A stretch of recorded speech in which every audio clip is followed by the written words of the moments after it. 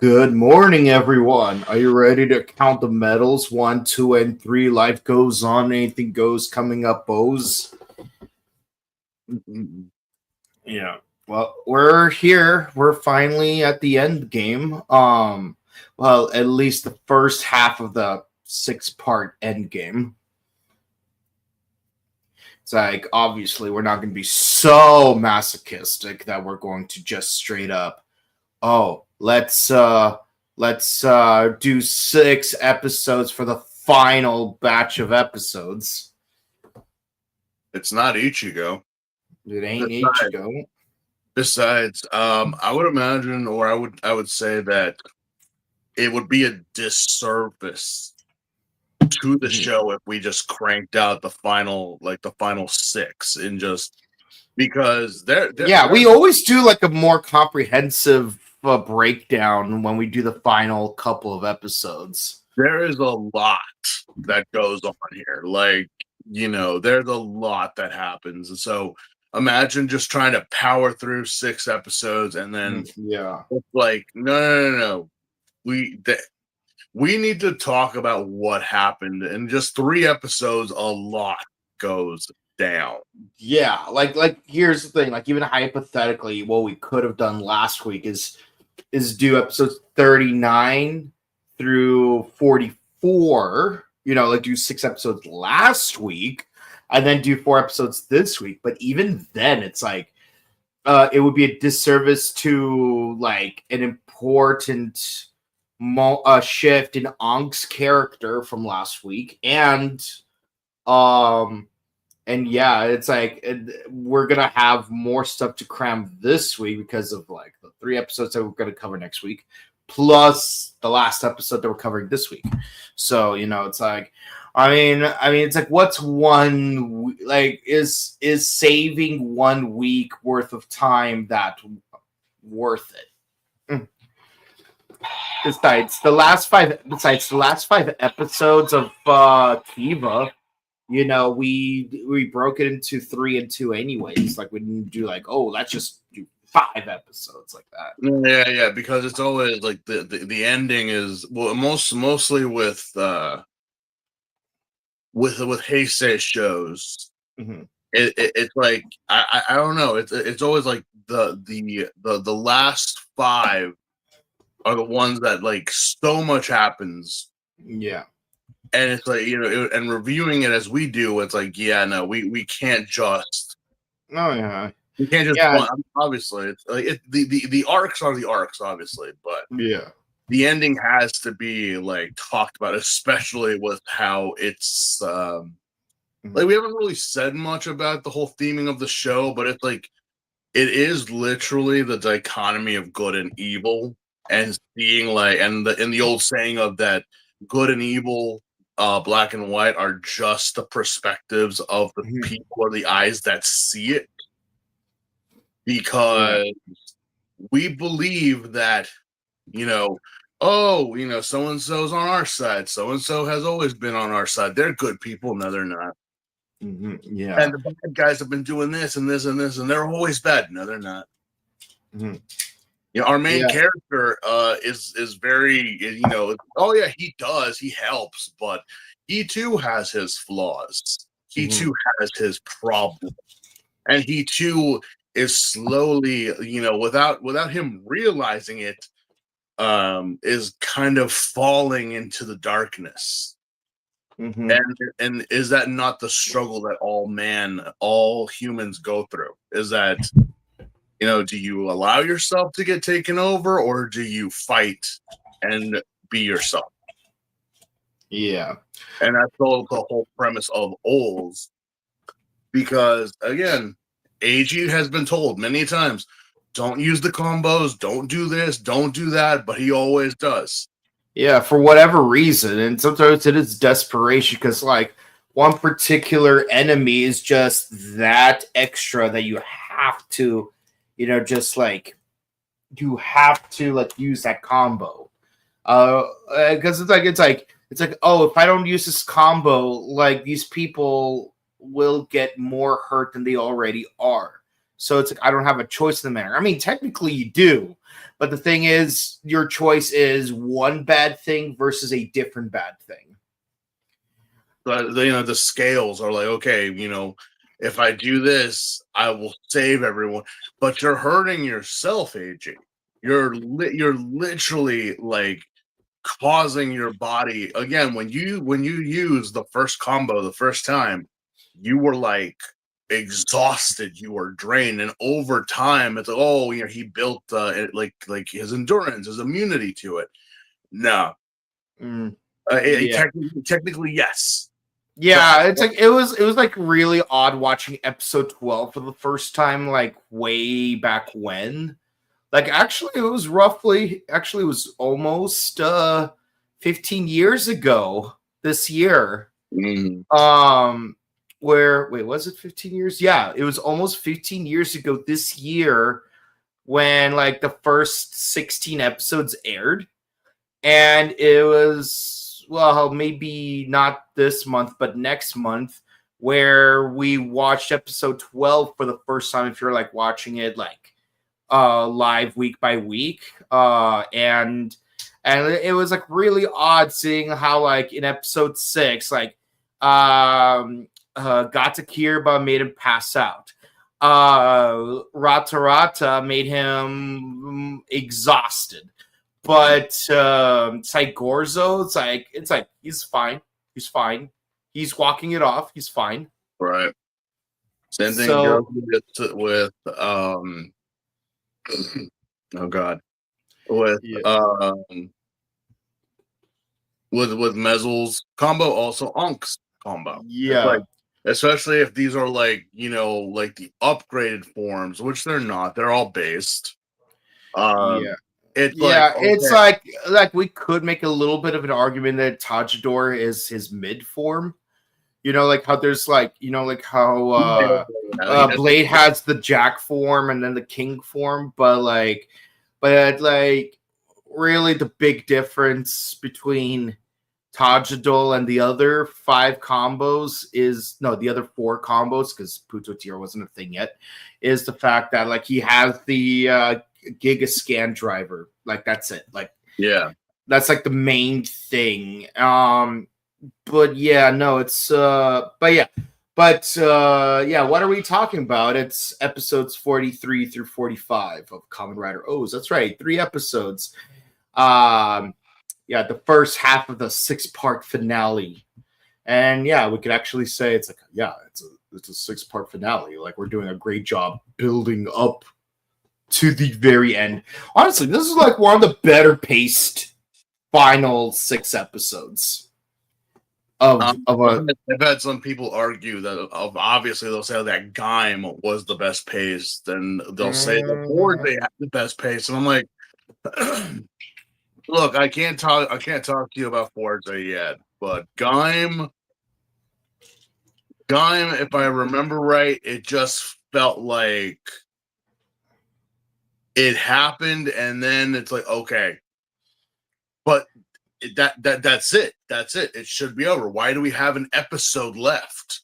Mm-hmm. If it was perfectly structured, then we would have had all this done. And I was like, that last episode could have been like the last episode, which technically it is. But in terms of story wise, it's like, we're just wrapping up what we think needs to be wrapped up. Yeah, it's like W had an episode left over, but I feel like that leftover episode was, well, I wouldn't say more justified, but rather less unjustified, because the whole point of that episode is to, like, spoilers if you haven't seen the episodes, like a certain character dies in the penultimate episode and then they're brought back to life in the final episode.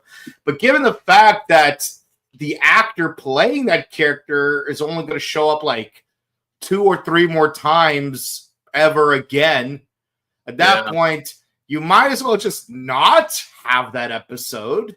You would keep the episode you would keep it as is main what's it called, then you're not gonna use your base form ever again, or like find some kind of roundabout way of using it, kind of like Gundam 00 with a certain character. But then my God, Kamen Rider Double is basically Gundam 00 if you really think about it. But yeah, no, it's yeah, and like yeah, maybe if a certain actor's contract gets renewed, okay, maybe you could have a Visa Next, like a 10 years later Visa Next, where they do come back. Yeah, no, it's yeah, they may as well have just like not include that episode, which would have been fine because then Saber would have ended with 1501 episodes instead of 1502, and that means Gov would have ended with exactly 1700 episodes instead of 1701. I know that's just the thing with the pacing. It's like why do we have to? I know we don't do that with this series. Obviously, we kind of have an anniversary special to do what. I mean, can you imagine if they did what they did 10 years later and made it like a thing 10 years ago? Like that would have felt so wrong after everything we had gone through. And yet it's the same thing, like, obviously like Double did it, Wizard did it, Gaim did it. Hell, even all the way up to Build. They're like, there's that one final episode. They're like, is this really necessary? Like, we did it. We beat the bad guy. Technically, we won this and that. Like, why did we need the final? Like, I don't know. What's our status? This is how we leave it off? Like, yeah. Okay. Yeah. I mean, that's why I was kind of like, I remember long ago, I was upset with how Build ended. Because I thought that's just so garbage. Wait, when you say Build, do you mean like the TV show, or are you including the Visa Next? No. The Visa Next and the movies, I don't consider them canon. I don't consider them like I as I've said before. I always like the show, the series that is, like the 48 to 50 some odd episodes. That's what the story is. Now, obviously, watching the Visa Next and the movies. Even though they might be referenced for like a second, which they sometimes are, it's like, okay, but is it necessary? No, it's just like a little hint, a little drop. Okay, so when Build finished, again, everything was like, and it's like, wait, that's what we do? Yeah. So pretty much we just nulled everything. Yeah. Mm-hmm. We pretty much just erased, or we pretty much used science to restart everything that this current event never happened. It's kind of like traveling back in time and doing what everyone says that they're going to do. I'm going to go back in time and smother a baby to prevent a certain event from happening. I'm like, yeah, isn't that basically what like Ryuki did, where it's like, it's not to mention, I'm like, yeah, let's not go into the Visa Next with Build, because I remember being very, very vocal and upset with what they did towards the end. Well, there was that one amazing line from the Greece one. If you're gonna go to Japan, then learn to speak Japanese. Yeah, no, that obviously there's memes of that, yes, but like in general of the Visa Next, especially how we took the main villain and literally just disrespected him because it's like, whoa, you're telling me this was not your plan? Then why did you do all this then? Why did you go through all this crap but it's like, I don't know, I guess it was just something to do. You couldn't just keep running a coffee shop and wearing Johnny Was? You had to do all this? We wouldn't have a show if we didn't. Okay. But I'm just like, again, that's the pacing of O's, and that's why I refer O's to so many people, because it's really one of those shows that where it's better paced. it's better paced. The characters are likable. There's not a. I mean, we were in the genesis of the gimmick riders in the beginnings in the era. But So, but 24 gimmick toys is a lot less egregious than say 40 gimmick toys. Like we talked before, getting the medals, like that was it. You know, there wasn't like out of nowhere they just pulled something or like they found something or like apparently like some random character was holding on to this thing that they didn't know what it was, and it becomes like the component of defeating the M. Like, Oh my god, can you imagine like getting like some kind of like added module? Like let's say like okay, let's pretend there's some kind of module and it has like 3 tabs on the back so that like you slot it into your O's driver. It's like like then, what they did with Gotchard with that giant exactly. Or it's like, well, no, because I know some people would tell me, well, what about the whole thing with birth and the anniversary later on? It's like that is actually, in my opinion, like less egregious. That is actually something that is necessary with birth. As much as I say that I love you know, birth as a character and as a writer, I always felt like there needed to be like an upgrade to birth. Besides like his components and using the Scorpion mechanized robot that he does, right? Yeah. So, but I'll say this though, like it's less egregious because like even when you look at the dimensions of that X core thing, whatever it's called, you have to get it with the CSM and the Blu-ray. Still in stock at Toe Collectibles. Shout out to Toe Collectibles. We're not sponsored by them. Send me one. It's like the height dimensions are roughly the same as the actual birth driver, maybe slightly taller. But the thing is, it fits into the birth driver, not stack on top of it.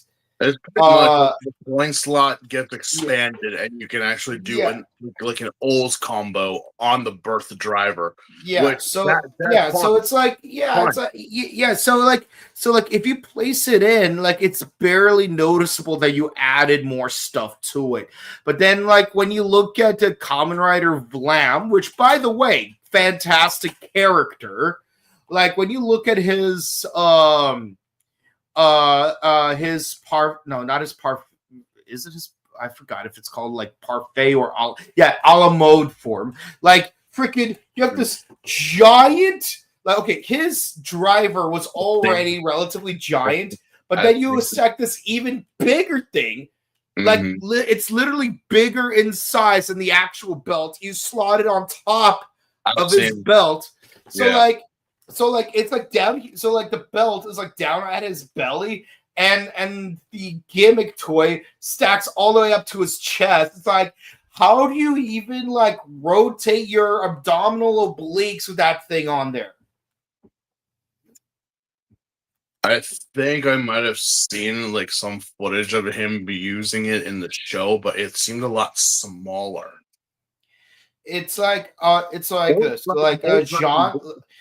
Jean's belt. Okay, Jean has a fantastic costume design, but I did criticize the size dimensions of the belt back when it first aired. But god damn it, the a la mode form makes Kamen Rider Jean's belt look more subtle in comparison. But no, it's like births like X core form, whatever it's called. Like it's honestly very subtle and well designed.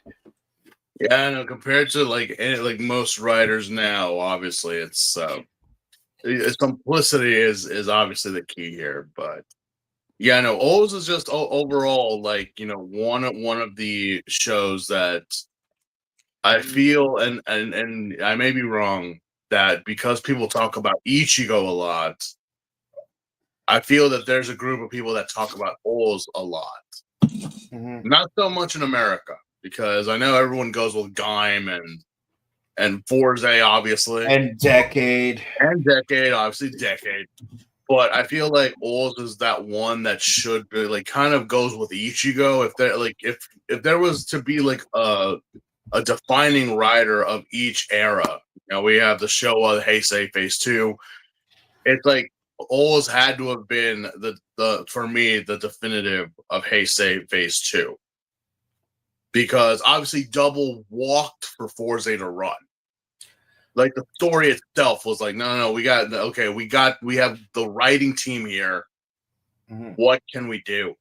And it's like, again, I feel as though that they did get it, and they had it for 3 seasons, Double, Oz, and Forze.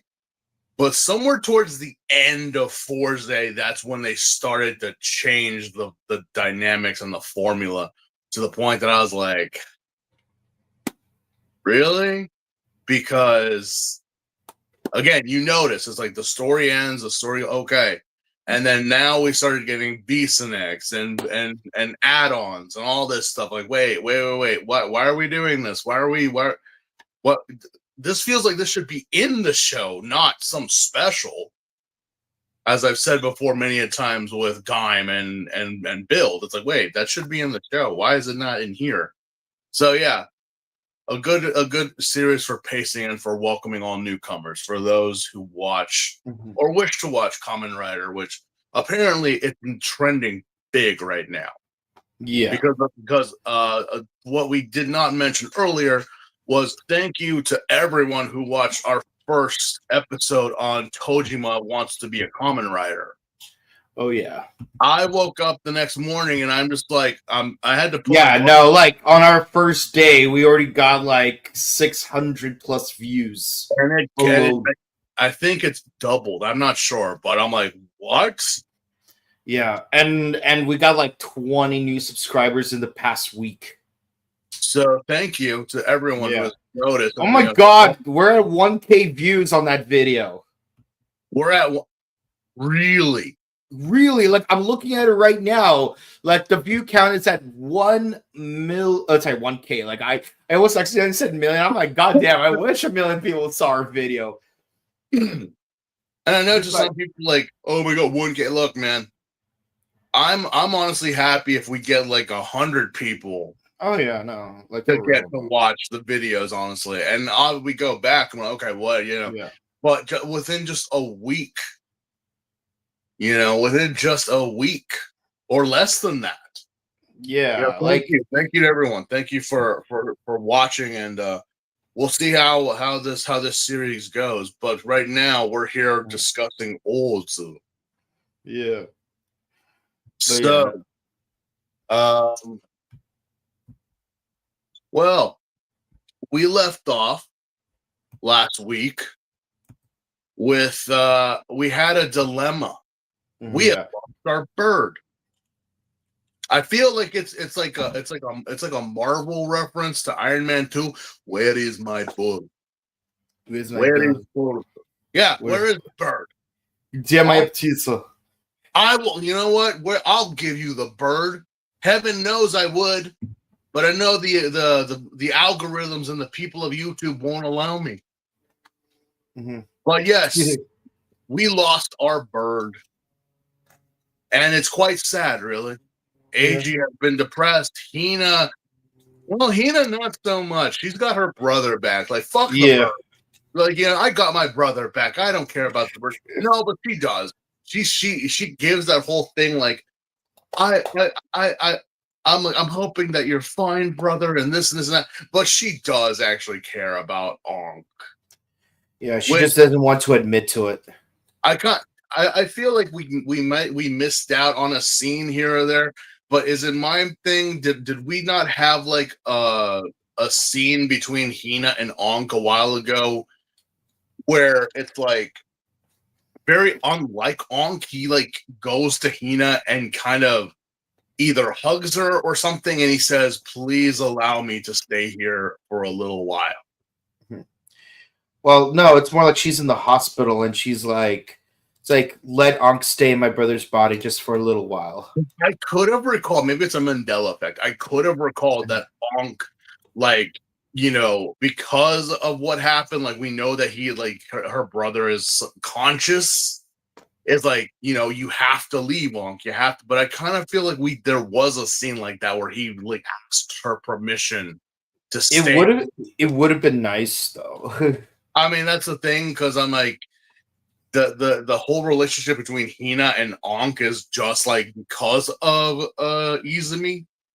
Mhm. You know, just because of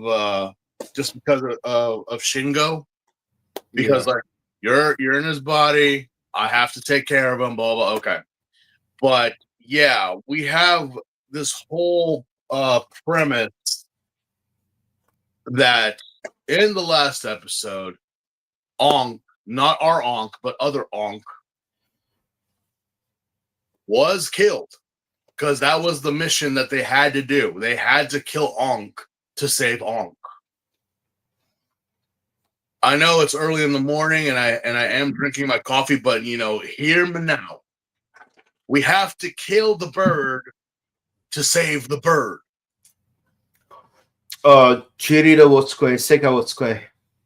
I'm just like, I think I need something stronger in my coffee. What did you just say? It's like, yeah. And they did. They actually did. They actually destroyed other like little birdie Ankh. And in doing so, other Ankh what was that free? But this also means 3 of the core metals were destroyed, which means so Ankh can only have 6 metals in total. And he can only maintain his human form for only a few minutes. But he needs his body back, because it's like we were kind of like wondering, wait. So he came back as his human form, but he's not with Shingo. He's like, Shingo's over there with Hina, but then who's this guy? Why does yes. Like the PlayStation iToy. Wait a minute. If that's Billy, who is that? You know this whole thing, like paranormal agents used the iToys and the Xbox Connect for ghost hunting, which apparently and I don't dismiss the occult or anything. I don't, or the supernatural. The thing is that a lot of people have said those things are like, again, you just see a speck of dust and it catches the motion. That's what they are. Like, it catches any motion. So to say that there's a ghost there, it's like, it's just very dubious. Stuff. Yeah, it's debatable if it's even true. Like, no, I get you. Can you imagine if Xbox or PlayStation was like, yeah, we created something but we're using it as a kid's toy? I'm like, not the first time that's ever happened. But yeah, so Ankh is not happy. When is he ever happy? Ankh is just a pissed off. No, he's more pissed off. He's about to go full yandere on everyone, because it's true. You destroyed 3 core metals. So you killed little birdie and saved him and gave him 3 extra metals. Well, no, I'd say 5, because he only had the 1 to begin with. Yeah. And he winds up taking over Shingo's body again by force. Mm-hmm. He has become a full-on dick, because he fully healed her. I mean, oh hell no! You know, everyone's happy, and now it's like, Ankh, you're back.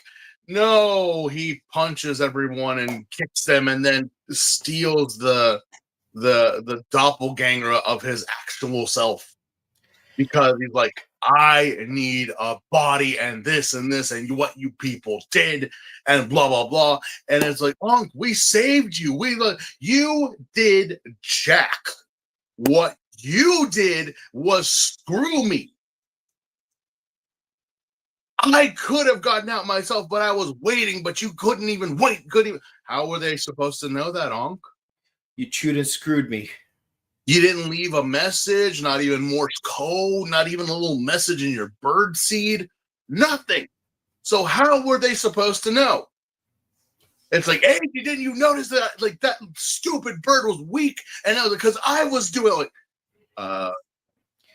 Yeah, at least I remember like that one kid from Stephen King's It, where it's like he wrote the word "it" with his blood before he died. I'm like, what are we supposed to make out with this? Yeah, what does that mean?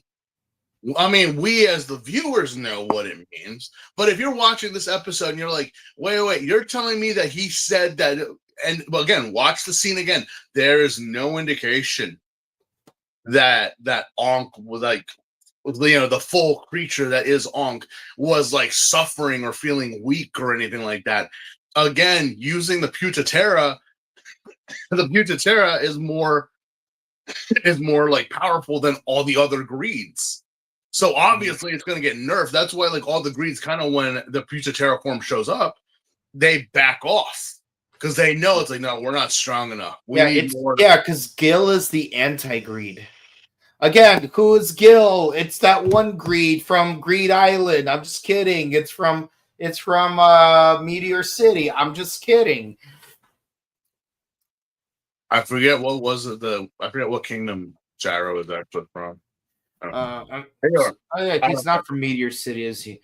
Like all I know is that right now Kurapika's on a boat with 500 floors. I'm like, God damn it! Can we? Sensei really knows how to write a story. My God! Even though like the main cast, what is the main cast? They're not. I don't care. Oh my God! Like Game of Thrones level of like writing there. But anyway, seasons 1 through 4. I hope you mean. Well, no, even in the mangas, the ones that like after the anime, like after. No. I mean season 1 through 4 of Game of Thrones. Well, yeah.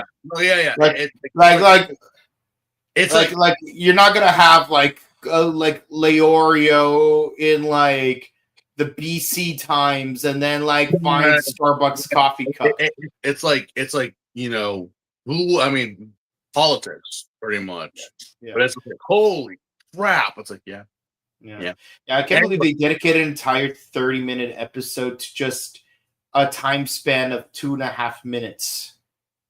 But it's like literally, it's like everything that we just explained to you in the last 25 minutes is everything that happened in the span of 2.5 minutes. But yeah. Anyway, so Ankh makes a break. He finds a truck driver with green eyes. It's like, geez, did Rita like turn this guy into the Green Ranger too? It's like, just in case, whoosh, throws a coin into him to turn him into greed. But it's like, so who is this mysterious green-eyed man? Who is still around but not around? Malcolm Fink, maybe. He's trying to bring Kilocon back to life. I will say though, despite him like being the most base character in the show, Uva is a tricky son of a bitch. He is very, very. He played himself twice. I know he did. He's an optimistic greed, which I'm like, you do realize who it is you're trying to resurrect, right? Like, seriously. I mean, and again, I would have felt like, hey, it would have been much more if you had teamed up with Kazadi in the first place. At least you would have known to keep your guard up. Mm-hmm. Anyway, so let's see here. So On creates the greed. Yami attacks all over the place. And of course, the Yami gets enough cell metals that it becomes an actual vulture. We actually have a vulture. Yeah, not a turkey kung fu fighter. Not a parrot. Hell, we didn't get any peacocks. Yeah. We didn't get a hawk either. No, not even a hawk. What the hell? Yeah.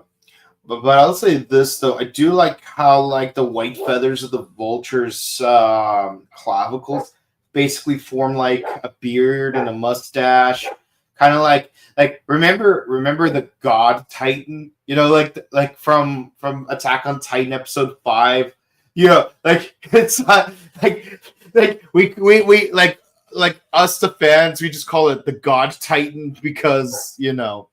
Yeah, it kind of does look like God, but it's like Yeah. it's just some random asshole. Yeah, it's a random Titan. Yeah. So this is the God Greed.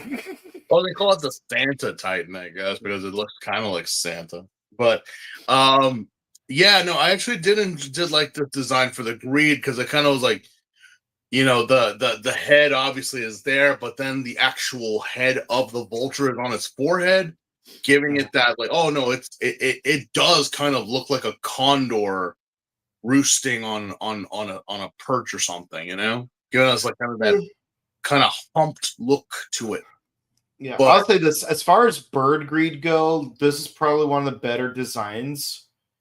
entertainment wise, I'll say that the turkey was probably the most entertaining of all the bird greeds. You know, I don't know Yeah, what. but I think it's just behaviorally more I don't know entertaining. what the whole deal with turkey and Chinese mythology have to do anything together, but okay. Yeah, there's no turkeys in Turkey. There's no There's turkey. towels. There's towels in Turkey, and there's turkeys in Maine. I don't know if there's But turkey but in China. fabulous is a simple request. So, let's see here. Let's see what else. Oh, so a certain bird flies and meets up with a scientist. Mhm. Maki and Ankh are now like in talks of like what's going on and what's happening, as opposed to like, you know. But here's the thing though. Ankh accuses or says to the doctor, it's like you want the medals that Eiji has. Yeah, you want the purple medals. And Yeah. of course Maki's like, yes, but it's like, Ankh, do you not feel that Maki has the other medals inside of him? Yeah. Do you not? Are your bird senses not feeling it? Are they not like? You do realize that Maki has become more of a greed now than a human. Mm-hmm. Like, I'm surprised you haven't noticed. I mean, he's got his own satin silhouette now. Every time he shows up with the other greeds, it's like, you know, the satin curtains come on. He's got a purple one. Do you not see that? I don't know. I don't see it. This is gonna go bad for you, Ankh. It really is. I know you're mad at AG. I know you're mad at your boyfriend, but come on. Let's see. Let's see. So, what do I have here written on my notes? Okay, so the next, so AG and Hina have dinner together, talking about what they're gonna do and try to get her brother back. The next day, the Yami attacks.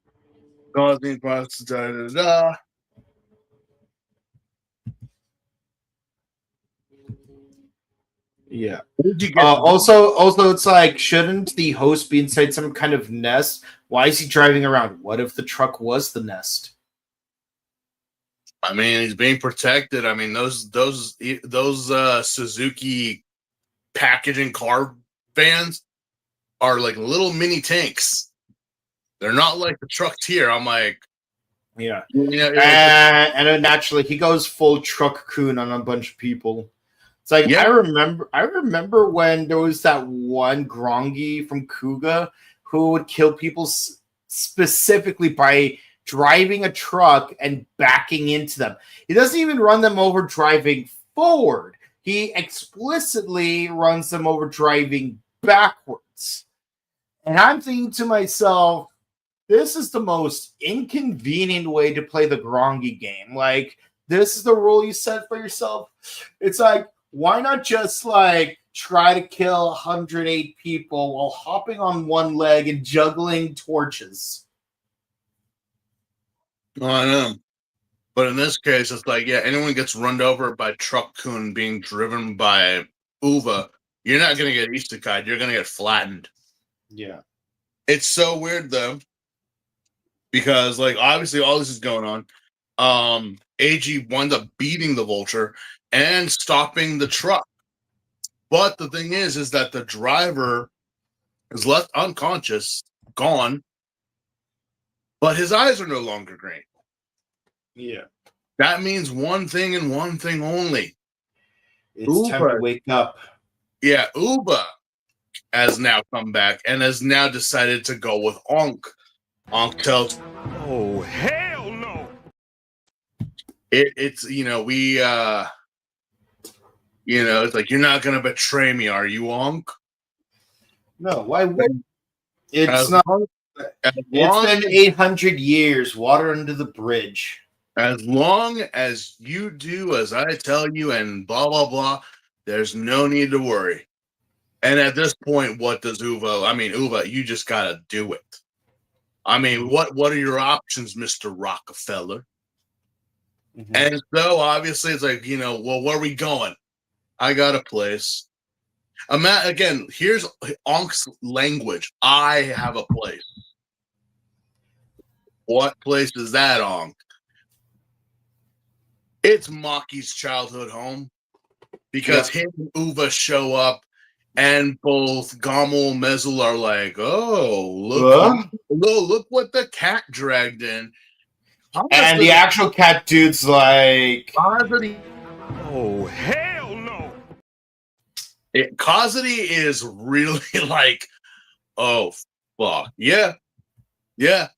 Because these are the two that you have been screwing over since God knows how long. Since day one. Your ass has just been, again, Mezel and Gommel, as we said, Gommel is a special boy. Mezel kind of doesn't really, she also doesn't know. Because again, just being stupid, I guess, because that's just how Mezel is. But these two, it's like, yeah, and again, Uva did get screwed over by Gommel and Mezel, but the thing is that before Uva could tell them how they got nerfed, the kitty cat decided to nerf him. Mm-hmm. So now that he's back, he could have a chance at telling them. It's like, yeah, you remember like back in like 15, 16 when you guys got killed? Yeah. Who do you think did that? Mm-hmm. And Onk, obviously him and Kazri have never gotten along. So, yeah, this kitty just shit a lot of bricks in its litter box. Yep. And that is the end of that episode. I did not say the title. The Vulture, the Confrontation, and Onk's Return. That was episode. God, I hate when these stupid things never focus for me. Yeah, that was episode 43. And by the way, what's it called? This episode count basically ends with AG having 4 complete combos. Saigorzo, Shouta, Rata, and Putotira. But now he doesn't have access to any of his bird. No Tags. No Taka, no Kujaku, no That's Condor. the problem with breaking up with your significant other. They always take their shit with them. Yeah. And if they forget to take their shit with them, they come crawling back, demanding it after, it's like, you've been gone for a year. Of course I sold it in a garage sale. You're not getting the air fryer back. Yeah. Or the rice cooker. Oh, hell no. It's the elephant brand. You think I'm giving that shit up? Hell no.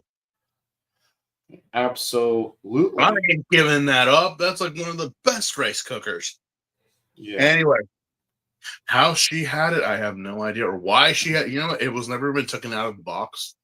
Mm-hmm. It was literally, I was like, what is this? Yeah. Wow. And why are we using the crappy Black & Decker one? We got the Mercedes of rice cookers here, and it's like, I left it in that hell bone. You're not getting it back. You've been gone for so long. It's now my property.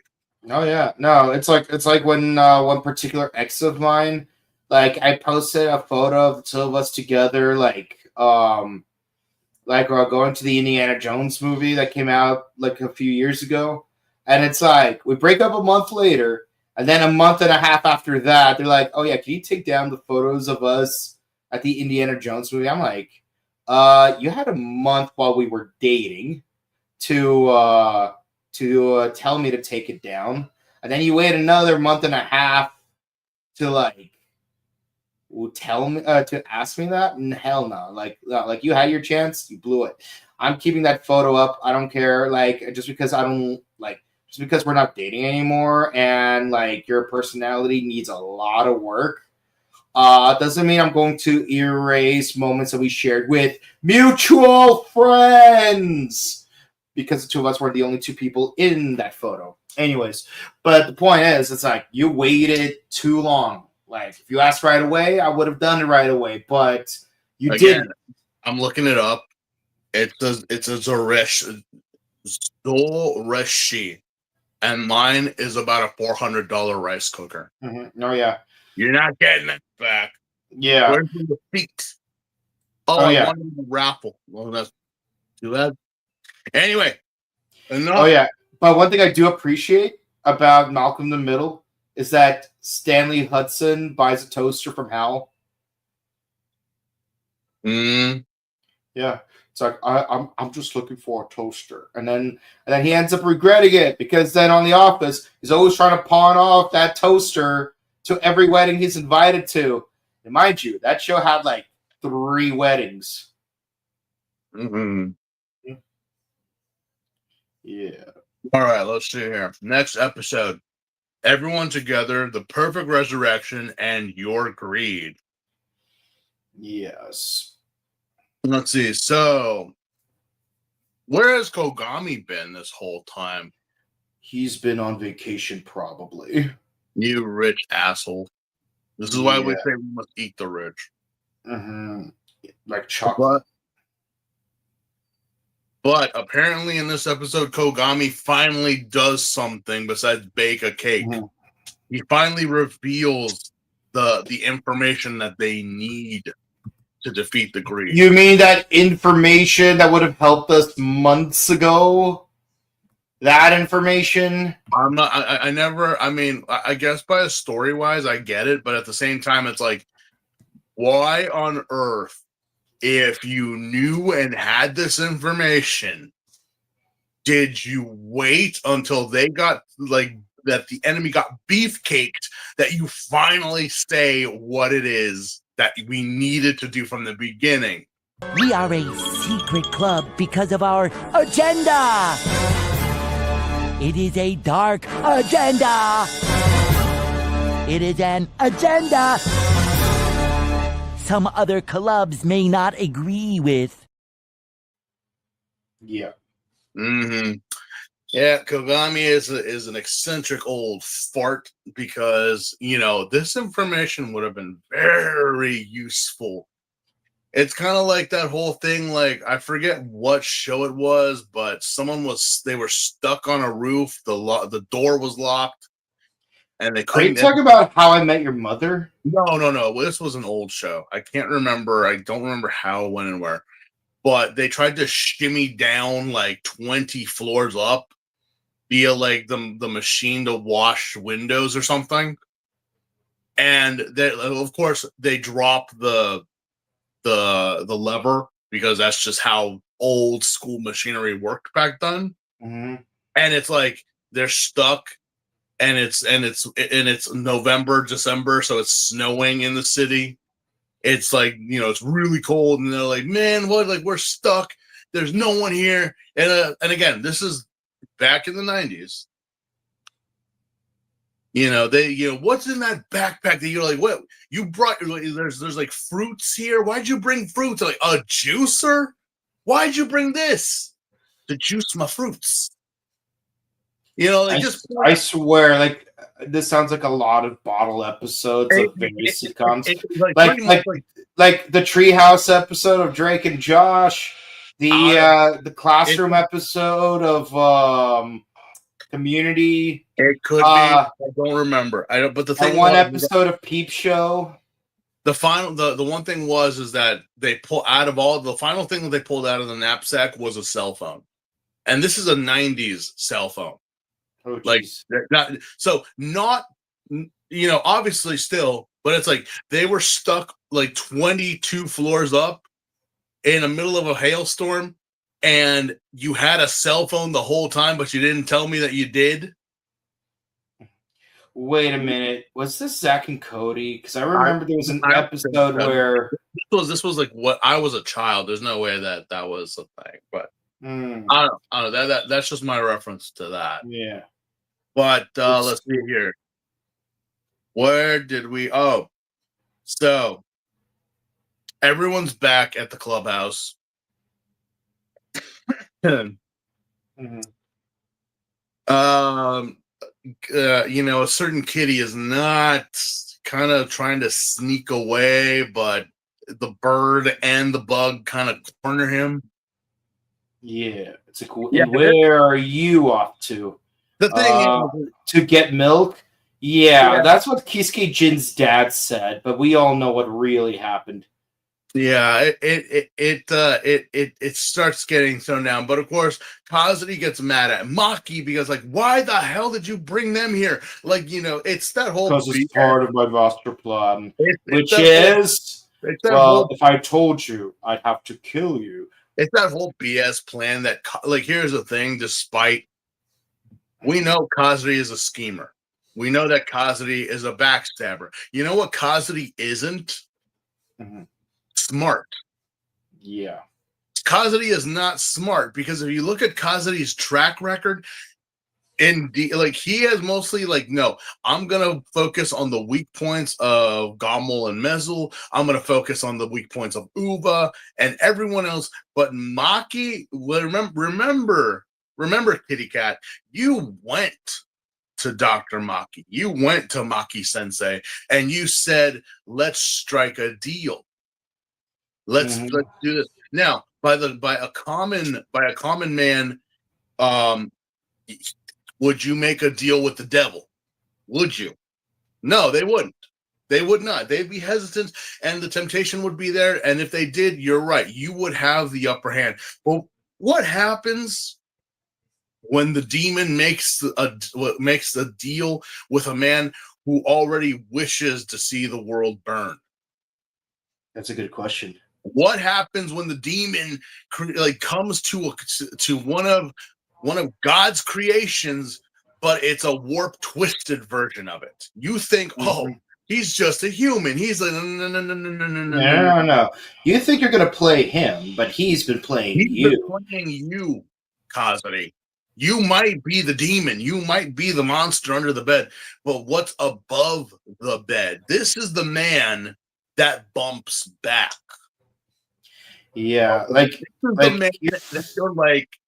wait. It's kind of like, wait, you bested death? You bested there are some cases and some stories that have said yes. Yeah, but here's the thing. There's always some kind of Newtonian pushback when you cheat death, the devil, God, whatever force you try to make a fool of, it punishes you back. Well, that's the thing with Maki as of right now, because everything that Kazuri has shown him and given him as of right now hasn't backfired yet. Yet. Because again, there's only so much that man can obtain and can hold on to before it finally does him in. You can get the power, you can do this, you can do that, but how long does it take until it backfires on you? Because again, you might be not a normal human being or the concept of humanity, but you are still flesh and blood. You are still just a meat container. There is no way you could possibly hold on to this power for so long. Not to mention, Maki hasn't even used any of it. He's only used little snippets of it, not a lot of it.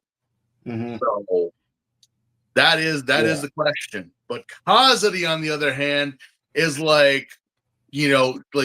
demanding that they leave, that this is his place. And it's like, this is Maki Sensei's house. This is his place. This is his plan. what do you have to say about it, Kazri?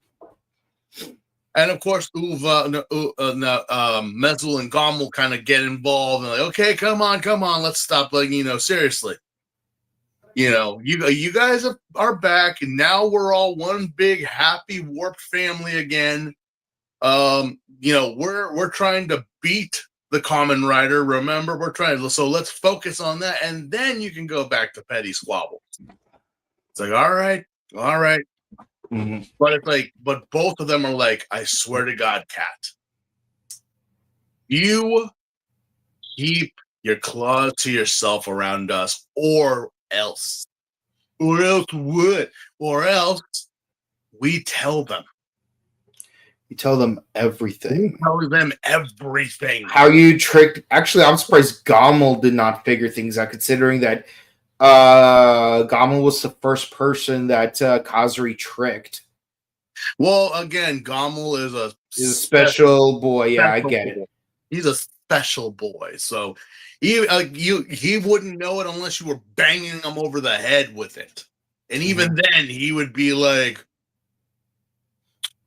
"Ow." I hit him 20 times, and he just gives one ow. Yeah, well, with such a small brain and everything, the pain receptors kind of take a while to find such a small chunk of meat, Yeah. I remember this one joke involving a stereotype. I'm not going to say which stereotype it is. It's a very outdated stereotype. But anyways, so like the simple of it is that 3 people have to go to heaven, but in order to reach heaven, they have to go up 100 steps. And in order to advance to the next step, God has to tell a joke that's progressively funnier each time. And if you laugh once, you're sent straight to hell. TLDR, 2 of the people over time laughed at least one of the jokes. But then on the 99th step, the 3rd person finally laughs at the joke. Like literally the last joke before reaching heaven. And it's like, you were so close. Why'd you laugh? I finally got the first joke. Mm-hmm. Yeah. I know that one. I know that that one. You can't really say those jokes without someone trying to get you arrested nowadays. Yeah, that's why. Like I left out certain details, but that's the gist of it. Like it's like the joke is that, like the person finally laughed like right when they were close to finishing, and the reason they laughed is because, oh, I just got the first joke. It took them that long to figure it out. Yeah. But yeah, we cut to Erika, best girl Erika, and oh god, why did I forget his name? Goto.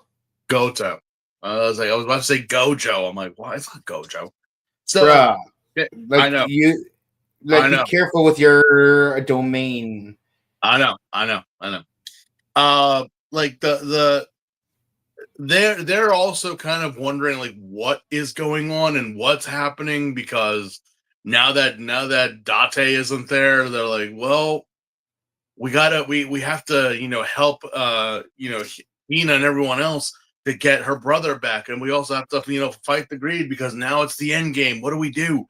And AG starts talking about like how, well, I do have the medals and we do have some combos, but I do also have the purple medals, but I'm not sure if I want to use them. I want to use them like towards like, when we really, really need it. And of course, because he said the magic word, or I guess in this case, our word of the day, a certain man appears on the screen and screams at him. It's Kogami. Yeah. AJ! Kogami tells him to please come down to basement 25, and there's something I must show. How big is this building, Kogami? I mean, it is a high rise. No, I know. It's a pretty... But how deep is the basement, though? 25. Basement 25. So I'm like, okay, if I see unless you have multiple basements on the same floor... If I see an Ava unit, I swear to God, it's like, oh wait, no, this is basement. I wouldn't be surprised because like I'm They like, share teams. This is basement 12. No. We got to go another 12 floors down. Okay. Oh, jeez. They're like, oh, Like maybe there were like 5 basements in each floor, and then like you go down to B5 where basements 21 through 25 are. Okay, I get that, but don't tell me there's a B25. How deep is this conspiracy? How deep is this agenda? Well, the occult is the occult, and Kogami really loves to ham it up for that. Because, yeah, we go into a room, and he's like, and obviously on the speakers, oh God, no, there's no need, there's no security on this floor. You can just walk in. And I'm like, really? This floor is the one with no security? This floor is the one with no security? Everything from above and the 24 floors below is no security. You're telling me that the last room, the last floor is completely nulled of cameras, of surveillance, of anything. And we could easily access it. Mm-hmm. Sounds about right. That. Oh God. This is the point where so many people would be so mad. I'm like, wait. You know how we have to grind in games and things like that to get the ultimate weapons and things like that? Can you imagine if you just you had to go through all that? It's like, bro, we had one in the closet in the starting of the game. You didn't check the rooms? You grinded? We already had one. Good I grief. killed X amount of goblins and manticorns and a hydra and a very, very sexy woman with the lower half of a snake to get this. And you're telling me that there was something in my closet. Not your closet, my closet. And you're saying that, yeah, we thought it was a nice birthday present or a nice gift to give for your adventure. Why didn't you tell me sooner? You didn't ask. You didn't ask. Besides, your birthday is tomorrow. It's a secret. Yeah, it's a secret formula. You know what? Let's put it to you this way. You're 10 years old. You're about to go out into the world and catching little pocket monsters, but you get your ass kicked because this isn't the video game. It's the actual situation, the actual world. So, just like in Pokemon Legends, there are some gigantic beasts out there I can't do it again. Yeah, well, we had a Dragonite over here for you.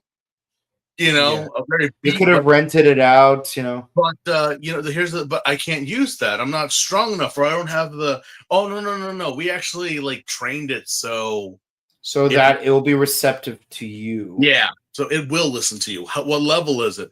80. God damn it. I lost my friend to a bunch of Rattatas. I saw them drag him away. Yeah, well, you should have asked. Yeah, you should have got the Dragonite then. Yeah, you should have gotten the Dragonite then. It's right there on your shelf. I said, here, take it. But you just decided, I'm going to go off and start my journey. Mom, he left without his gift. Oh, he'll come back. Yeah. Limping back, missing a leg, and traumatized that his friend got attacked by a bunch of Rattatas. Mm-hmm. Yeah, they ain't so cute and cuddly now, are they? Well, I will say this, though. At least they actually reference the Burakawani medals in this episode. Yeah. You referenced those. Okay, well, why aren't we using those? Yeah, why? What? Seriously, I'm like, the most highest defense. No, we're not using it. Okay. So, what is, besides the references to the past movies and everything in here, Kogami? What is it? What is in here? You see, greed is based on evolution.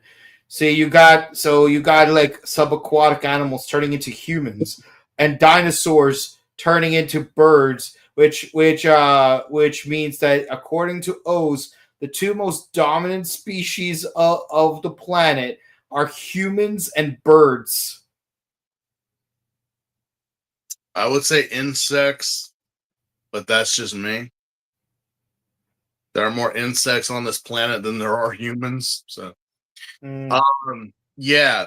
Again, not much that we didn't already know. Obviously, Kogami does talk about how the greed came into being a bunch of homunculuses created by alchemists, Homunculi, yes.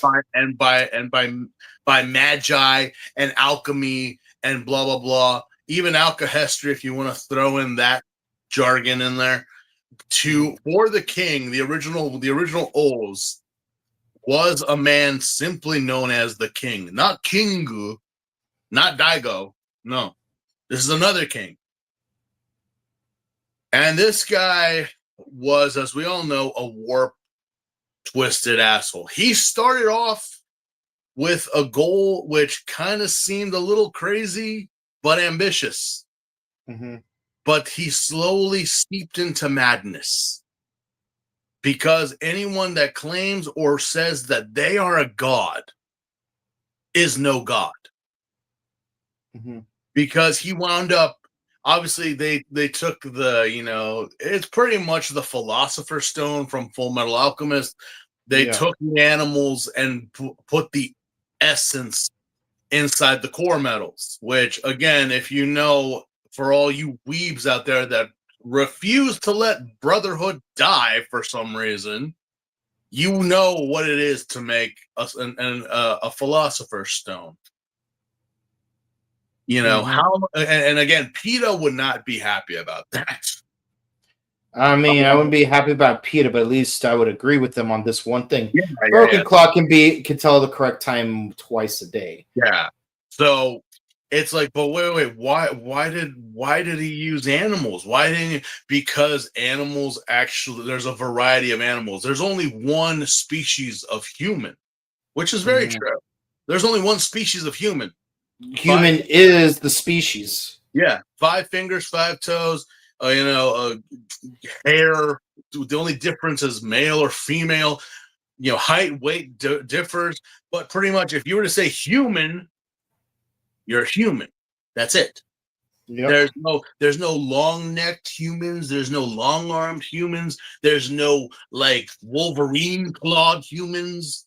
At least with apes and monkeys and cats and fish, there's different varieties and species. You just can't. Well, humans are apes, so they are in terms of regions. I mean, there are variants, obviously, but when you think of people in general, it's like every single person has what every single person does. The only thing is a very small little difference in appearance. That's it. Mm-hmm. That's it. As for like a fish, you can't compare a tilapia to a goddamn mackerel.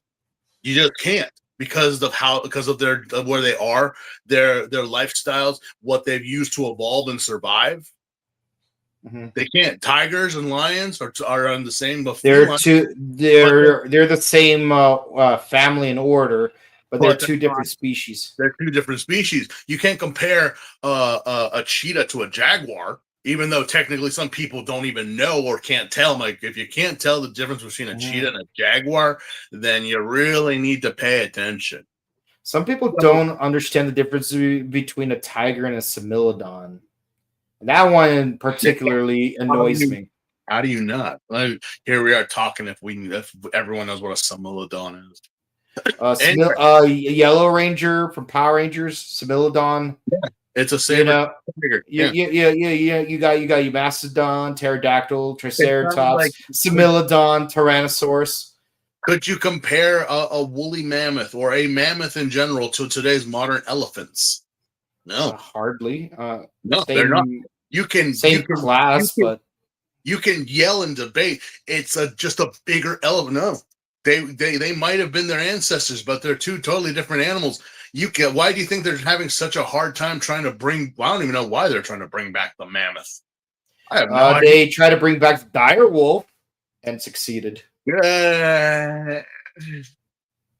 Anyway, so yes, the king pretty much decided to harness the power of beasts to enhance himself, because he believed that man, which again all men believe that they are above the animals. Mm-hmm. Not so true. Not really. But in doing so, he, like, again, you gave him more power. He became more corrupt. How do we stop this? Well, we decided to create a bunch of homunculuses to be the keepers or the guardians, because if we were to give the king all of those philosopher's stones just to him, it would corrupt them even more. So that's why the greed were created. The greeds were pretty much, you guys hold on to these 9, you get 9, you get 9, you get 9. But if it's basically like Avatar back in the day when where her wand could only use one element at a time. So like Rava would have to like switch it out. Yep. If you really think about it, Avatar 1 is a ripoff of O's. Yeah, I wonder if someone. Well, Avatar was before O's, the first Avatar, anyway. Yeah, but the 2-part episode of Avatar 1 was written after O's. Maybe he was a fan, maybe. But okay, so yeah, it's pretty much that the greeds were kept to keep the power, but give it to the king in case he needed it. But because they're homunculuses, and again, say what you will about homunculuses, they don't really serve a purpose other than what they're created for. You know, they're just they're just flesh bags that you do as you're told, this and this and that. Somewhere along the line, the greed became, well, the greed. Because of the king and his influence. The king corrupted these homunculuses, warping their appearance, warping their minds, and becoming the creatures that we know today. But the thing is that in their consciousness, in their minds, somewhere deep in there, the original order was still placed. We are here to balance, to make sure that one does not become the almighty. Yeah. Why is it that if all these creatures, these 5 creatures, are like, they're greedy sons of bitches, but not once do they steal the core metals from each other and try to beef themselves up? In fact, Mezul Gamel were kind of hesitant of taking other metals. I don't think that's a good idea, Kazari. I don't think we need to do that. But Kazari was like, come on. Because like Gamel only ate Mezzles and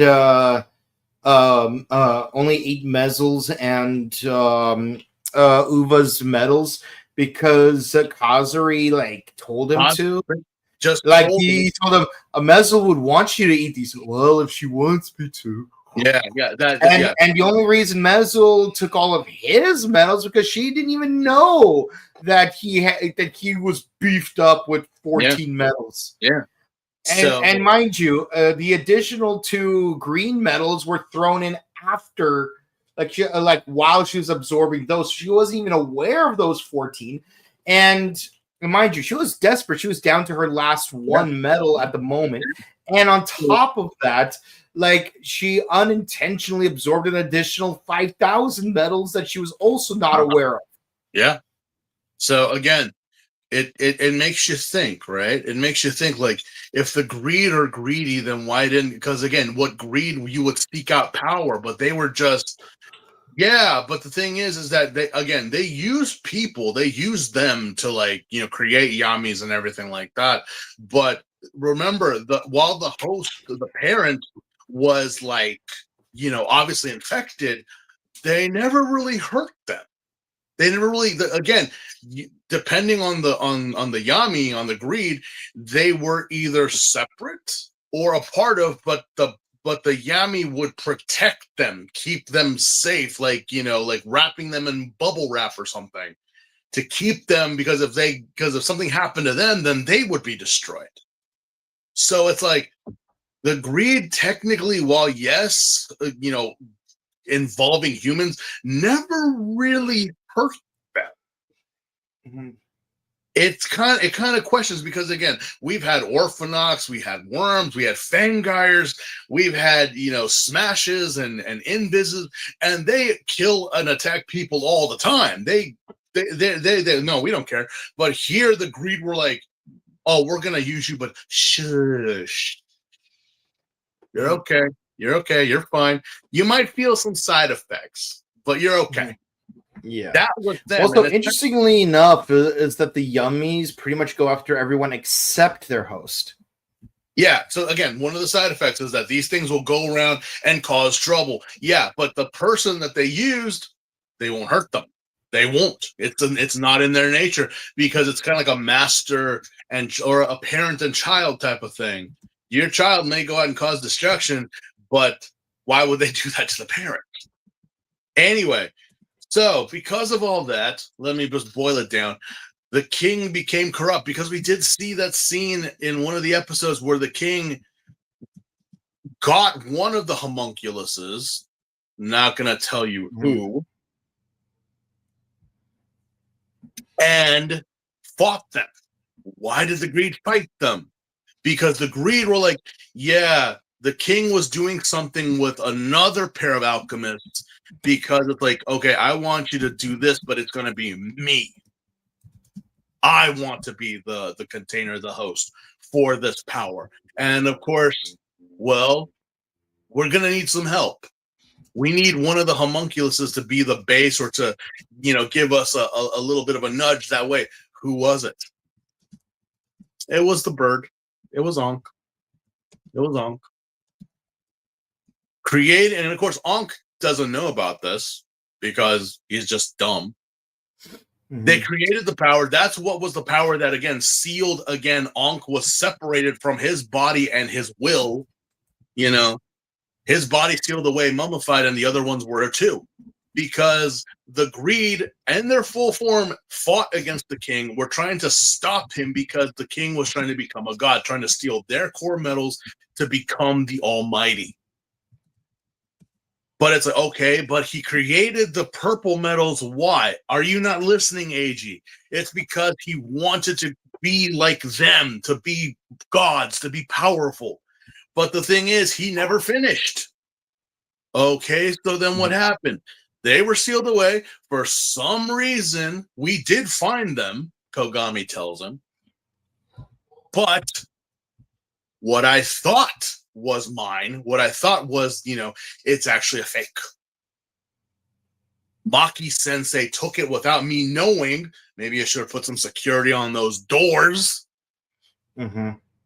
And that's why you're affected. Remember when I gave you the birthday cake for the Putaterra, right? I was actually happy, but also scared, because we didn't know what was going to happen. This is the untapped power of a god that man created. What that power is, well, we've seen what it does. It destroys greed. It destroys greeds. It wields ice. It's, you know, it is literally the Terminator, but for greeds. Because why? Well, you got to destroy the guard for you to run wild, right? And that's the thing. The greeds are technically the good guys, because deep inside their subconscious, they are only here for one thing: to stop you. And to stop existing.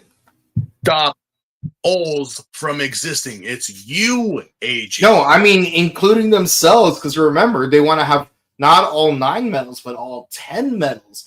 But once they have all 10 medals, they stop existing. Yeah. It's kind of like a thing of ascension almost. You know, like the rapture for greeds. This is truly a spiritual moment for me. Just, you know, that's what they want. They want to be like, you know, we're done, we're this. They want to rest, technically, but they can't, because why? O's still exist. And since O's exist, they will keep coming back, because that's their thing. They, in their subconscious, being, you say. In their subconscious, their orders are prevent O's from being a god. Oz is the bad guy, because originally Oz was the bad guy. These guys were the Power Rangers. You're Zed. Yeah. Funny how things work out.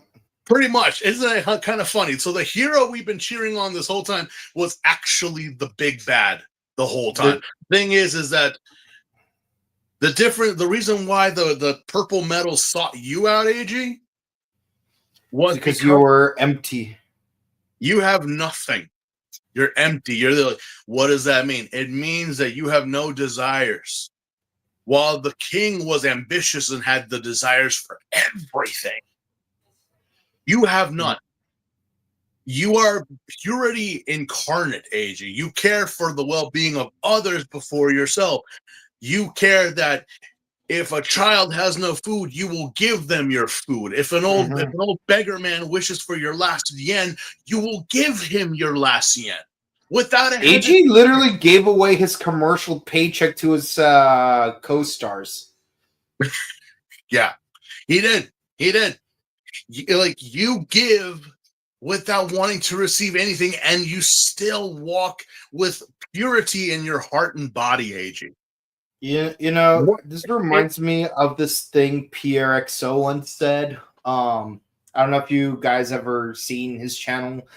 Definitely, if you're into like punk Buddhism, like definitely like watch his videos. Yeah. But like there's like this one video where he like it describes life as pouring water and tea into a pot, and the thing is, it's like yeah, you fill your life with water, which is like the constructive energy, but eventually it gets muddled, and we're using tea as the analogy for like the toxic energy you experience in life. And the thing is, you could always try to dilute the toxicity with more purity, but the thing is, the teapot will still fill up over time and eventually overflow. It's like no matter how much water you add to the tea to lower its concentration, the teapot will still overflow sooner or later. Yeah. But yeah, in getting all that information, AG is now like, but I'm not the king. No, you're not the king, AG. You're not him. But you are similar to him how he was in the beginning. That's why the metal sought you out. The same vibes, the same aura. But the thing is, you're pure. You are the light, where the king became the darkness. That's why these things sought you out. Then where are the other 5? Maki has them. So Maki is the other side of you. It's yin and yang. It's good and evil, because one man wishes to see the world burn while the other man wishes to see the world prosper and be happy. So that's why. Now it's a battle between who and what, and it all depends on you, AG, because now all you care about is saving people. You're literally a Superman. But remember, even the first son of Krypton has fallen. So don't lose. I remember there was like this thing for Avatar where it's basically like it takes place between seasons 2 and 3 when he's still in a coma, and like he's like talking to the past avatars, and the question he asks Yan Chen is, it's like, why do we take a human form? Why not just stay like in it as an ethereal spirit without any attachments? And Yan Chen makes very poignant that like it's like the only way to best help humans is by living amongst them, and the best way to live amongst them is to be one of them. And that's the thing. AG is human, but he has the chance to become a god, which that's not what AG wishes or wants.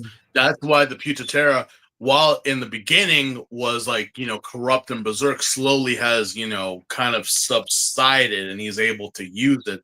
There is some moment of outburst, because after all the information is dropped with Hina, Erica, and Goto being there and present, and also going off of the data that Maki left behind along with Date, they wind up going full force against the greed because Starting by playing baseball and going on a boat ride. Every single one of our greeds, including Maki, show up, and it's literally sharks versus jets at this point. Mm-hmm. Because it's actually kind of one-sided because we have Birth and Ols on one side and we have 5 demonic demons on the other. What the hell? And of course, Ankh is like, well, I don't want to do this, but you're gonna make me do it. I'm like, shut up, Bird. Yeah. The throwdown commences, man. Yeah. So AG uses Rata in order to fight. In order to fight Ankh, but the thing is, Gamil tries to intervene. Yeah, and like there's like this weird thing where like he just like basically goes full Gutbuster Tower and like shoots a bunch of cell metals while AG's mid transformation. So he fails to complete the Rata combo, which gives Kazuri the opportunity to take AG's 3 cat medals, allowing him to become the fully completed Kazuri, which basically gives him dreadlocks. Yeah, that's all he was missing. Yeah, that's all he was missing. Like, wait, what? How do we finish? How do we finish off the greed? Well, Gommel's missing this and missing this. Uva's missing this and missing this. Then what is Kazuri missing? Just some hair extensions. That's it. But either or, the throwdown happens, and finally we do get a transformation of Putaterra. Mm-hmm. Yeah, and this is where bodies start hitting the floor. Yeah, let the bodies hit the floor. Let the bodies hit the floor. Let the bodies hit the floor. Let the bodies hit the floor. Because using the battle axe, we wind up. I think Mezel is done. Mm-hmm. Mezel's done, technically. Yeah, like what's it called? Yeah, we do see Erica have like a cute outfit, but doesn't amount for much because Kazuri can use like these windstorm attacks that blows everyone away. Mm-hmm. Like even Goto can't do much of anything. Like even from a close range breast cannon, like he's struggling to do any damage to Kazuri at all. Like Kazuri, he just like rolls over slightly, loses a couple of medals, but it's no big deal to fully completed Kazuri. But a blast that close causes the birth driver to become severely damaged. It does. Ooh, we're gonna have to see how they're gonna get around that one. But we also finally well, the only thing of note that happens towards this battle is that Kazuri died. Yeah, like Goto tries to pull a Goku, but it's like, quick, Piccolo, use your special beam cannon. I mean axe. Yeah, and causing that, it's like, the main core metal, his main core metal wound up getting destroyed. And that's pretty much the highlight of the ending, because everyone has gotten their asses kicked. All the greed are like, so he's like, so Kazuri's like wandering around because he knows he's dying. He's bleeding metals. Yeah. And like he gets to an alleyway where he's encountered by Dr. Maki. It's like, Dr. Maki, please help me. Mm-hmm. I want a greed that will lose all control once he becomes powerful enough. You don't seem to be capable of doing that. Nope. So this is goodbye. Yeah. So he just lets it dissolve and then just takes his course. He finally turns into the Kiryu greed, mm-hmm. and ends Kazuri, which I'm like, it would have been pretty cool if it was Ankh or Uva that did it, but because it's you, so the demon that you made the deal with, you're the one that killed him. Yeah, no, it's kind of interesting because you thought that Maki was the one making the deal with the devil, being Kazuri, but it's actually Kazuri making the deal with the devil, which was Maki. Mm-hmm. You are no longer part of my agenda. We are a secret club because of our agenda. Yep. Mhm. That's it for that episode. Yeah. And now we get to the final episode of our review: the surprise attack, the proto birth, and the desire for love. Yeah. And just a quick to sum it up, but to give you a little bit more, is that they invade Maki's mansion, and we've already lost one greed. We're gonna lose another, but Yeah. also maybe lose one more too, because as always, one goes down, fine. Two goes down, okay, but this one goes down in pairs. Yeah, no, it's yeah, so at this point, like in the previous episode, like we had 4 complete sets of medals, but now we've completely lost all 3 cat medals. So now AG just has his 5 purple medals, 1 set of each of the 3 gray medals, 1 set of each of the 3 blue medals, and Bata. Yeah. So yeah, so like basically it's a bunch of gray and blue combos moving forward, or just go full purple. Yeah, as always, it has boiled down. We are still in the midst of a battle, because obviously Goto is trying to fix the birth drive because it got really messed up during this battle. Maki presents Ankh with all of Kazuki's medals that he has hoarded and stolen. Yeah, it's like, oh, you got those core medals? What happened to Kazuri? It's like, his sentient core medal was destroyed. Oh, interesting. Oh well. Yeah, Ankh is like, oh well. I'm still on r/Kamen Rider on Reddit. You know, it's just doing. So the whole thing is that, obviously Goto and AG are trying to figure out what combos to use and how to get involved. It's like, AG, we only have X amount of time to do anything, and I feel like there's something's up. If Kogami said that Maki has the other medals of the ones you have, then what is he gonna do when we get there?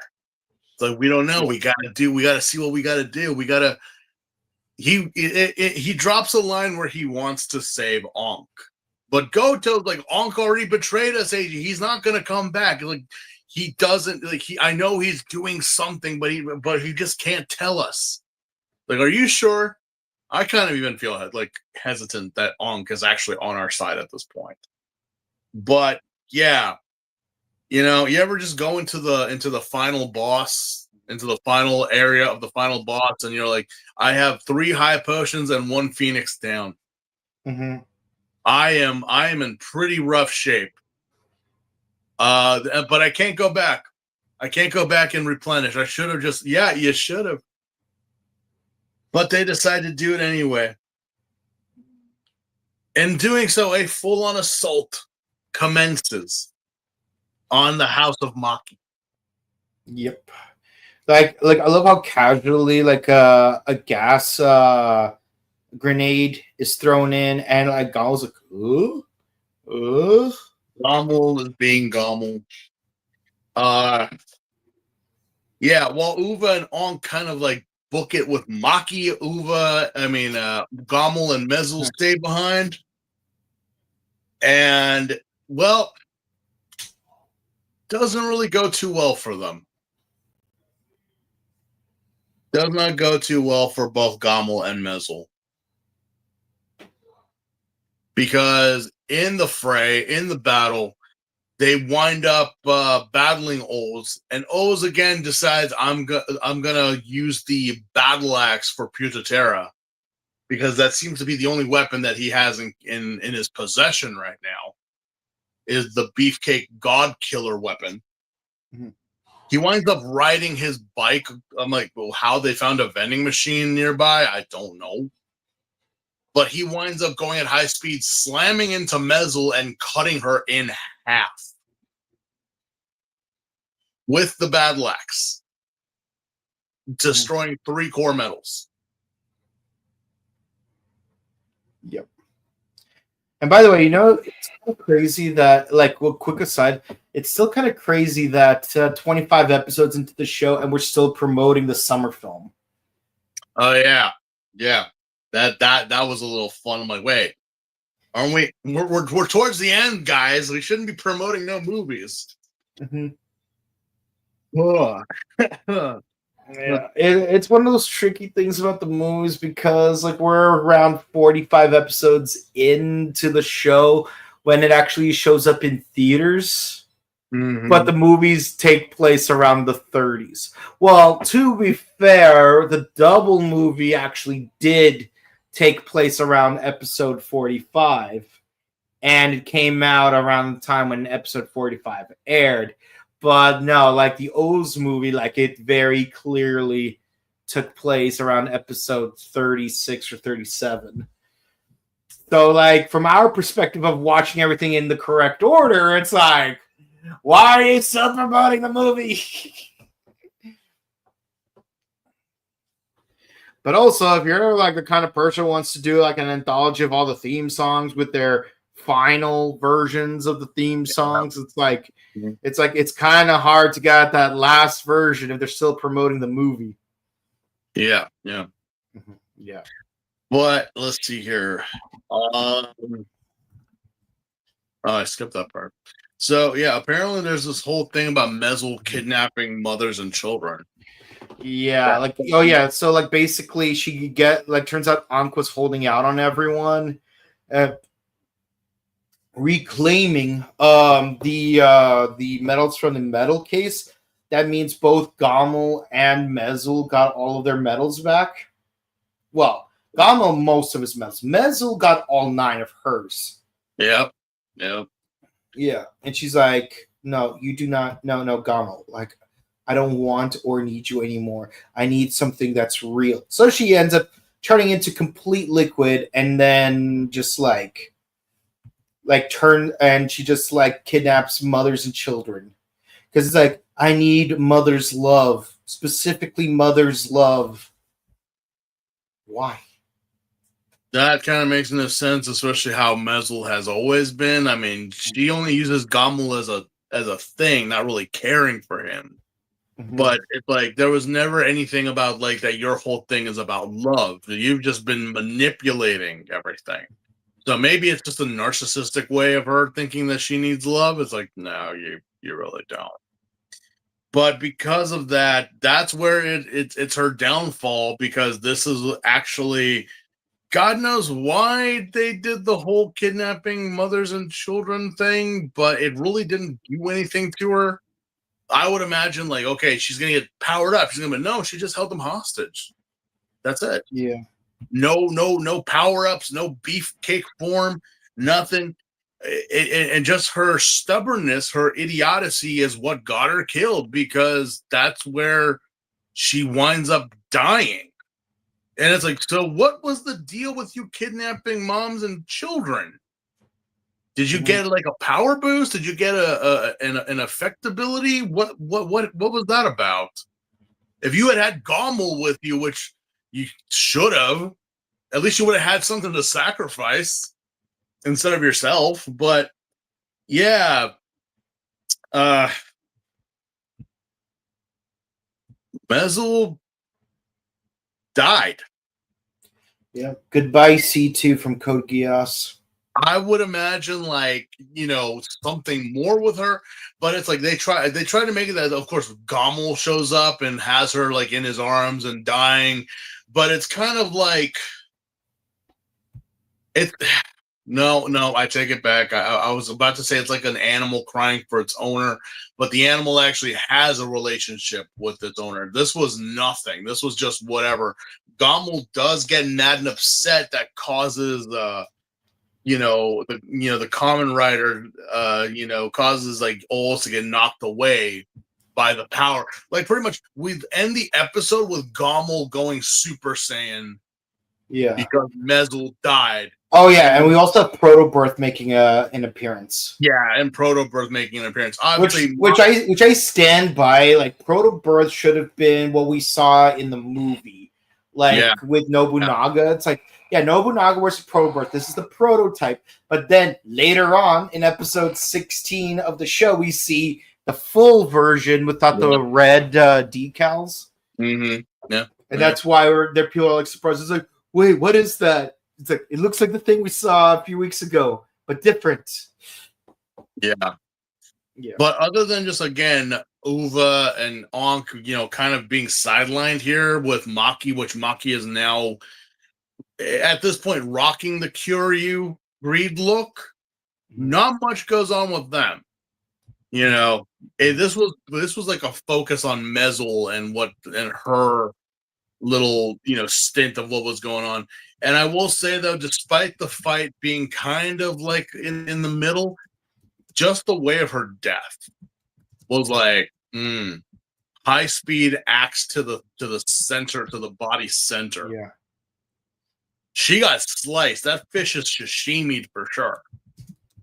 So again, we leave off with with the whole like, next time on Dragon Ball Z, Gammel has finally reached the pinnacle of his form of becoming a Super Saiyan. No. I don't know what Gammel's going to do next, but I mean, I'm pretty sure it ain't going to take 5 minutes or 5 episodes for us just to defeat this guy. Yeah, but, our final medal count in this episode is we lost all of Mezel's and Gammel's medals, but we got all of Kazuri's medals back. So now we can use yellow and purple combos, and we have the Bata legs. It feels weird that we've gone a decent number of episodes without the Taka medal.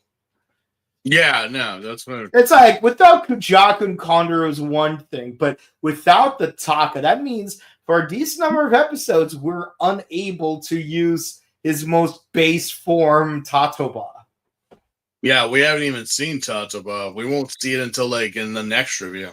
Yeah, or even like probably not even until like the last episode. Yeah. But that's it. Ladies and gentlemen, our 3 episodes. I know that we kind of lingered on the second episode, but that was where the nugget of information was. That's what you need to know about Oz, is that Oz is a god. And pretty much, it's kind of crazy how Ankh and the other greeds were treating AG as Oz like a long time ago. When they went with that's what I said. I'm like, it's crazy how they treat AG and talk to him. They know who or what he can become, and yet they're like, if you guys were serious about this, you would have ended it a long time ago, but you didn't. Yeah, so, it's funny is that when I think about the backstory of King Oz, it reminds me of the song "Crucified" by Army of Lovers. I've seen the deepest darkness and wrestled with the gods, ride the noble harness, raining cats and birds. I stand before my maker like Moses on a hill, my Guinness record maker, I abide your will. The first of reciters, I saw eternal light, best of vocal fighters, beyond human sight. Where thorns are a teaser, I played the double jeu. Jerusalem at Easter, I cry, I pray, mon Dieu. I cry, I pray, mon Dieu. But that is it, people. That is for right now. And other than the chunk of knowledge that was given to us by Kogami, in total, I would say these episodes are an 8.5. Yeah. I wish there was a little bit more I could say about giving it a 9 or a 10. But in all honesty, other than getting the band back together and having this, it's still. And that's why, again, the last review will probably give the final score for the entire show. Yeah. 8.5. At least for the TV run, yeah. this batch of episodes, it's like I'll give like an 8 for the first episode and a 9 for the third episode. The second episode definitely deserves a 10 because a lot does happen. We get some proper exposition, we get some character development, and above all else, we are making progress with fighting the greeds. You know, one thing that feels really weird about Forza is that, you know, there's 12 main villains because they're supposed to be the horoscope, and like it took 16 episodes just to defeat the first one. It took another 12 episodes just to defeat the second one, and then like after that, it's like it only takes us 2 episodes to defeat every single one of them after that. Yeah, God knows why they did that. That's the thing that I'm just like, again, the pacing for Forza was not that great. I don't know why people say it is, but it's not. Yeah, I mean, like the first 2/3 of Forza had better pacing than the last third. It's not a Hibiki situation. It's more like maybe if you spread out how long it took to defeat each of the 12 horoscopes, it would have been a lot better. Like, say, dedicate 4 episodes to each of them instead of just 2. That way, it would take 48 episodes to defeat all 12 of them. And guess what? There are 48 episodes in the show. We'll discuss it when we get there. Yeah. Well, like you could just do like have 1 episode dedicated to a constellation, have a second episode dedicated to a different constellation, have 2 one-off episodes, and then have a 2-parter for every 4 episodes. And then that way it's like you evenly pace out all 12 horoscopes, plus you make room for an additional 24 Zodiarts for a total of 36 monsters. And isn't that roughly how many we end up getting anyways? Maybe a little more than what we ended up with. I mean, the last one we ended up having that wasn't a horoscope was Muska. Really? That's the one you're finishing the story, you're finishing off with? Muska? Not Mensa? Not Camilla Pardalis? I mean, you had Canis Venetici. You had Coma Berenices to try to destroy a prom. But no, Muska's the one we finished with. But yeah, no, it's like no, this was a fun episode. And yeah, like we defeat Kazuri. We concretely defeated a greed. And here we're concretely defeating another greed. It just feels weird that like for 3 consecutive episodes, we're just defeating these final bosses 1 episode apart. Yeah. Well, all right. At least we built it that, you know, this would be their downfall. It's not like we got 12 others that we have to beat too. Yeah. So what do the people have to say? Ankh heel turning was rather painful to watch the first time viewing the episode. Yeah, I mean, he was supposed to be our best bird boy, but the thing is, we knew he was going to betray us. Come on, it was in the first 2 episodes. We kind of knew that. We kind of knew it was going to happen. Yeah. I love how Erica's showcasing all of these cool outfits, like the punk rock one and the 60s glam one. Yeah. I mean, look, like, you know, after all this greed stuff is over, maybe Erica and Hina could go into business together where, like, Hina makes fashion and Erica wears her fashion. Yeah. Kind of like how, like, you got, like Gossip Girl, you know. You'd have little Jay make the design the outfits and have Blair Waldorf wear them on the runway. But somehow Vanderwoodson ends up getting the spotlight anyways, even though she has no personality or redeeming qualities whatsoever. Why do people care about Serena that much? It makes no sense to me. It's like having finally watched all 6 seasons of Gossip Girl earlier this year. It's like, why do people care about Serena that much? Blair's a much more redeemable character, and I'll even go so far as to say Chuck Bass was too. It's funny how Kazuri's full form is just longer dreadlocks. Yeah. Say eat your heart out retroactively. Yeah. Fun fact: Mezel's voice actress did the voice of C2 from Code Geass and Right. Tega Jun from Gojuger. Gamel was the DMV instructor in Dawn Brothers. Yeah. No, I feel they've all continued working, obviously, and obviously the reason is that the actress who was the body is still acting in Tokusatsu. While I don't know why they decided to use a voice actress for Mezel. more accurately, like why did they get a 13-year-old girl to play the human form? Well, I mean, with Lost Ankh, I get it, like why he became like a little kid, but why did Mezel become a little girl? it's just her aesthetic. But the thing was that she was actually scouted. The little girl. Was Yeah. When she was 11, was her first photo shoot at an amusement park. Kind of like it's just Mezel's aesthetic, I guess. I mean, I Yeah. could the whole like, oh, she's a sexy but no.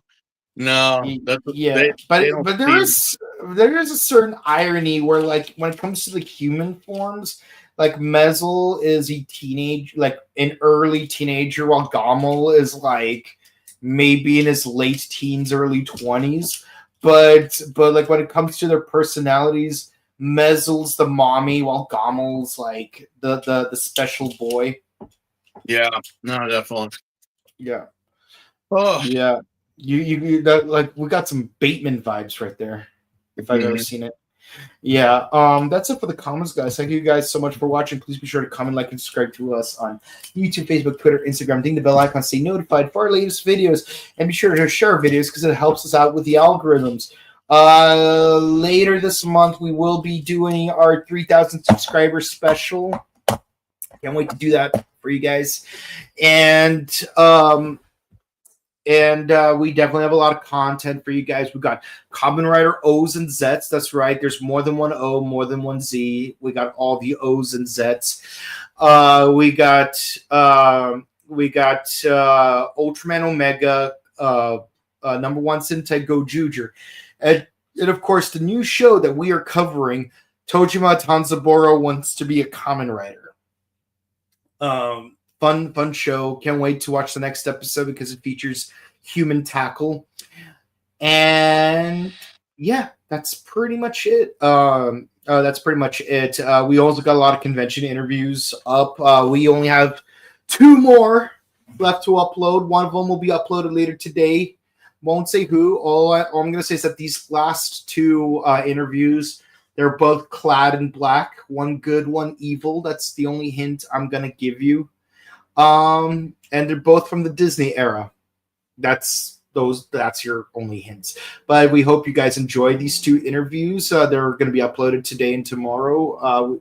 And check out our sister channel, The Buttery Show, where we're also going to be uploading more interviews starting next week. Yeah, that's pretty much all there is to say. If you want to follow our personal content, where can the people find you? It's on IG. Thank you so much, guys. And you can also find me on IG. And if you want to say hi to us in person, we will be at the Pasadena Convention Center on January 25th for Pasadena Comic Con, and on August 28th through the 30th for Power Morphicon. We hope to see you guys then and there. We love you guys. We hope you have a great weekend. And until next time, have a good one. Bye. Bye, guys.